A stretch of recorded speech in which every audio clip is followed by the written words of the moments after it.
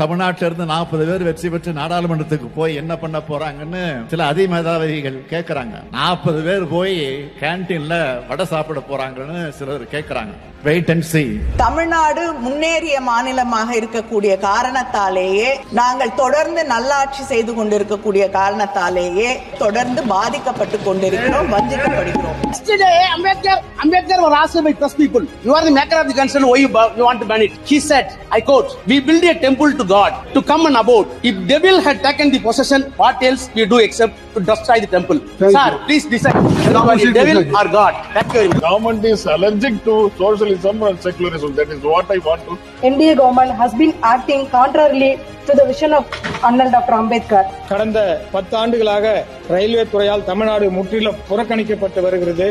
ரயில்ல நாங்க போகும்போது பார்த்தா சாப்பாடு உண்மையிலே சரியில்லை. பப்ளிக்கும் போறாங்க, அவங்களுக்குமே அந்த உணவு முறை சரியில்லை என்ற கருத்து இருக்கிறது.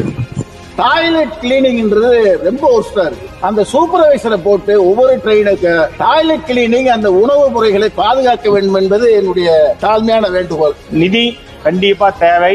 ஏன்னா சிறு தொகை சின்ன தொழில் பண்றவங்க எல்லாம் இதுல ரொம்ப பாதிக்கிறாங்க. That is the first scheme for agriculture, for farm people. Union government with its own resources cannot manage any state's disaster. All we wanted was, instead of talking outside the parliament, to come into the house, sit in his chair and answer the question. That's what we asked. We never asked anything. The slogans "Make in India" remains a slogan, and the Stand Up India looks like a stand-up comedy. எங்கள் எம்பிக்கள் கருத்துக்களால உங்கள் ஆணவத்தை சுடுவாங்க.